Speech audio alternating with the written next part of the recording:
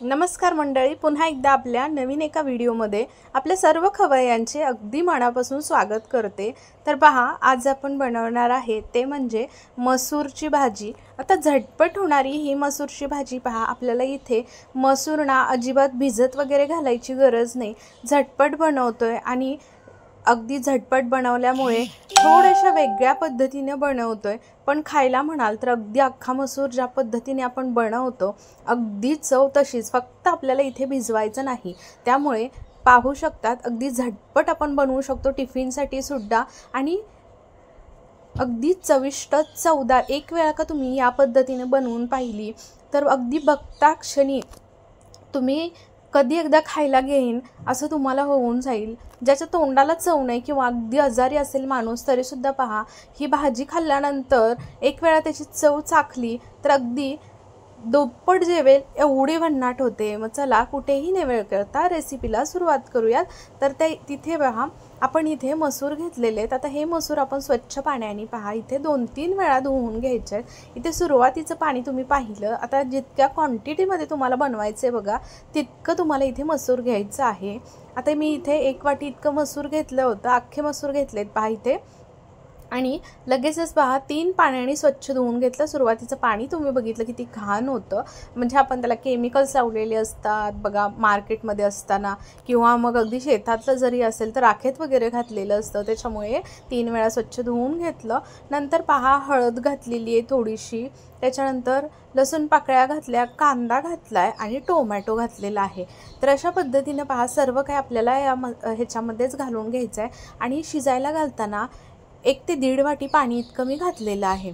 आता आपल्याला काय करायचं आहे पहा, कुकरच्या मीडियम गॅसवरती 3 शिट्ट्या करून घ्यायच्या आहेत। आता ह्या वेगळ्या पद्धतीनं थोडंसं बनवलं की नाही खायलासुद्धा बघा अगदी भन्नाट चवीचं लागतं। मी म्हटलं ना तुम्हाला की अगदी तुम्ही पहिल्या वेळी जरी खात असाल किंवा अगदी एखाद्याच्या तोंडाला चव नाही आहे, आजारी आहे माणूस, तरीसुद्धा तो दुप्पट जेवल एवढी भन्नाट तयार होते। तर पहा 3 शिट्ट्या मीडियम फ्लेमवरती करून घ्यायच्या, अगदी व्यवस्थित शिजली जाते। तर पाहू शकतात इथे आपण कुकर लावून घेतलाय, तोपर्यंत पुढची प्रोसेस करून घेऊया। तर इथे पहा कांदा आणि टोमॅटोसुद्धा चिरून घेऊया। आता तुम्ही म्हणाल सुरुवातीला पण आपण कांदा टोमॅटो घातलाय आणि नंतर आणि कट करून घेते, तर आता पुढे काय करायचं ते मी तुम्हाला सांगते। तर इथे एक मिक्सरचं भांडं घ्यायचं आहे आपल्याला, छोटंसं वाटण करून घेऊया। तर आल्याचा तुकडा घालायचा आहे, इथे 1 ते 1.5 इंच आलं घातलंय पहा। लगेच आपल्याला आलं घालून घेतलं की मिरची घालून घ्यायची। आता मी इथे कमी तिखटवाली मिरची वापरली आहे, त्याच्यामुळे मी 2 मिरच्या तुकडे करून घेतले।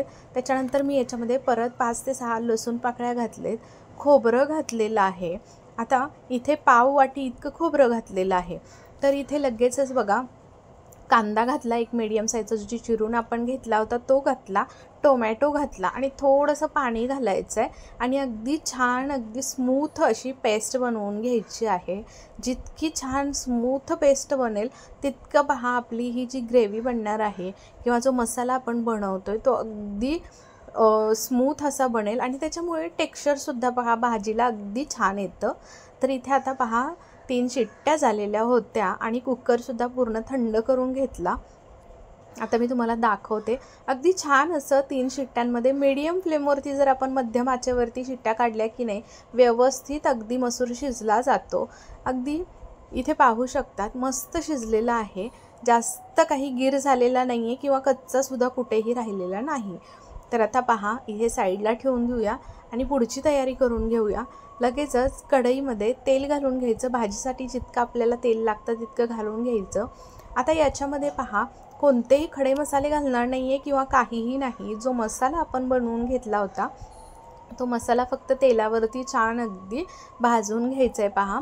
तर गॅसची फ्लेम आपल्याला इथे मीडियमच ठेवायची आहे, तर अजिबात गॅसची फ्लेम हाय ठेवायची नाही।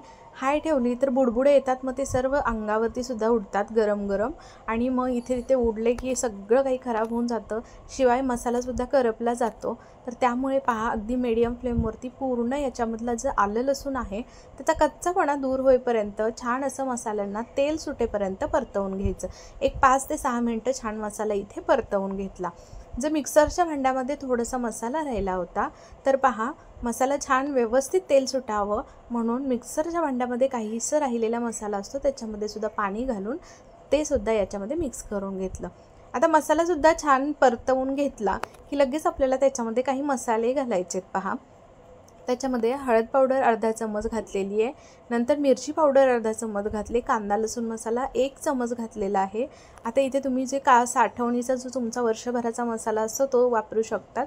इथे आम्ही कांदा लसूण मसाला वापरतो, तोच मी वापरलेला आहे। लगेचच धना पावडर पाव चमच घातलेली आहे आणि छान अगदी मिक्स करून घ्यायचं। तर पाहू शकतात कलरसुद्धा खूप छान यायला लागला आहे, पण अगदी छान मस्त मसाला हा सुद्धा व्यवस्थित शिजला जावा, तर त्यासाठी थोडंसं पाणी अजून मी टाकलेलं आहे आणि मस्त आता अगदी कलर सुटेपर्यंत आणि छान अगदी तेल सुटेपर्यंत परतवून घेऊन शिजवून घेऊया मसाला। तर पाहू शकतात इथे अगदी छान असा कलर आलेला आहे पहा। इथे आपण कलरसाठी काही वापरलेलं नाही, पण अगदी छान कलर आला आहे आणि अशा पद्धतीनं बनवलं की नाही खायलासुद्धा अगदी भन्नाट लागतो हा मसाला। आता जवळूनसुद्धा दाखवलं, सगळ्या घरभर वास सुटला होता, एवढा छान इथे हा मसाला बनवून तयार होतो। लगेचच आपल्याला जे इथे आपण मसूर शिजवून घेतलेलं आहे तर ते मसूर घालून घ्यायचं आणि आता तुम्हाला बघा इथे भाजीचा जितका थिकनेस ठेवायचा आहे तितका तुम्ही ठेवू शकता। थोडीशी रबरबीत करायची तशी करू शकता, किंवा मग बऱ्याच लोकांना घरातले जरा प्रौढ व्यक्ती असले ना तर त्यांना ना थोडासा ना असं पातळवाला रस्सा आवडतो, तर तशा पद्धतीने तुम्ही ठेवू शकतात। पण इथे आता बघा थोडंसं थिकच मग अशा पद्धतीनं खायलासुद्धा अगदी भातासोबत, भाकरीसोबत, चपातीसोबत, फुलका वगैरे कशासोबतही तुम्ही खाऊ शकतात। खूपच भारी लागतो हा। आता थोडं थोडं पाणी मी जितकं मला थिकनेस भाजीचा ठेवायचं आहे तितकं मी पाणी घालून घेतले पाहू शकतात आणि अशा पद्धतीने इथे मी मस्त असा हा मसूर बनवून घेतलेला आहे। आता आपल्याला याच्यामध्ये चवीनुसार मीठ घालायचं आहे आणि उकळी काढून घ्यायची आहे। लगेचच इथे मी याच्यामध्ये बघा गरम मसाला लास्टला टाकलेला आहे। शक्यतो करून गरम मसाला आपल्याला काय करायचा आहे शेवटीच घालायचा आहे। आणि हातावरती 1 चम्मच भरून इतकी कसुरी मेथी घेतली आणि ती चोळून छान घातलेली आहे। कसुरी मेथी आवर्जून घाला, या कसुरी मेथीचा जो स्मेल आहे, फ्लेवर आहे, त्याच्यामुळे ना भाजीला अजून छान टेस्ट येते आणि स्मेलसुद्धा मस्त येतो। लगेचच झाकण ठेवायचं आणि मस्त असं अजून छोटीशी 1-2 मिनटाची उकळी काढून घ्यायची। इथे पाहू शकतात मस्त अगदी आपला मसूर तयार आहे। अजून थोडासा चटपटीत बनवायचं आहे तर याच्यामध्ये काय करायचं, लसूण थोडासा ठेचून घ्यायचा आणि तुपाची फोडणी घालायची। अशी फोडणी चरकन बसली की लगेचच झाकण ठेवायचं, म्हणजे तुपाचा जो स्मेल आहे तो अगदी व्यवस्थित या भाजीमध्ये उतरतो। लास्टलाच तुपाची फोडणी घालायची। पाहू शकतात लसूण आणि मस्त तुपाची फोडणी घातली आहे, त्याच्यामुळे दिसायलासुद्धा अगदी मसुरा एकदम भारी दिसतोय। अगदी बघता क्षणी कुणालाही खायला इच्छा होईल एवढा जबरदस्त टेस्टलासुद्धा होतो आणि दिसायलासुद्धा। बऱ्याच वेळा आपण टेस्टपेक्षासुद्धा पहा भाजी दिसायला कशी आहे त्याच्यावरनं आपल्याला जेवायची इच्छा होत असते। तर पाहू शकतात इथे आता मी काढूनसुद्धा घेते।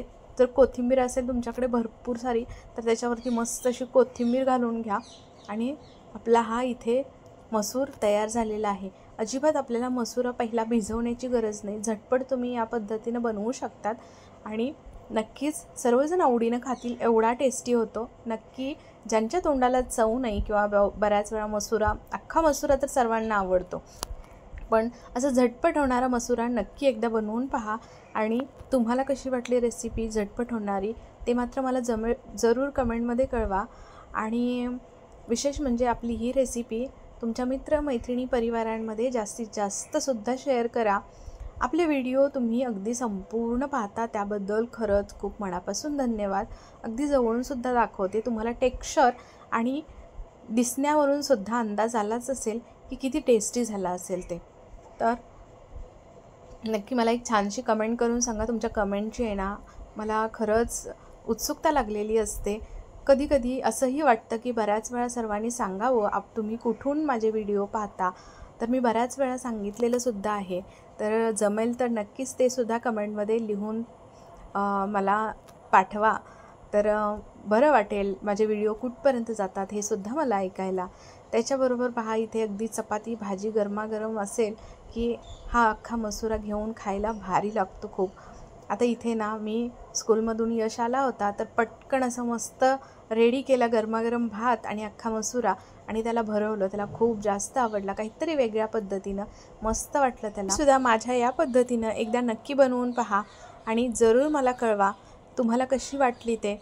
चला उद्या पुन्हा भेटू अशा छान रेसिपीसोबत. तोपर्यंत बाय बाय.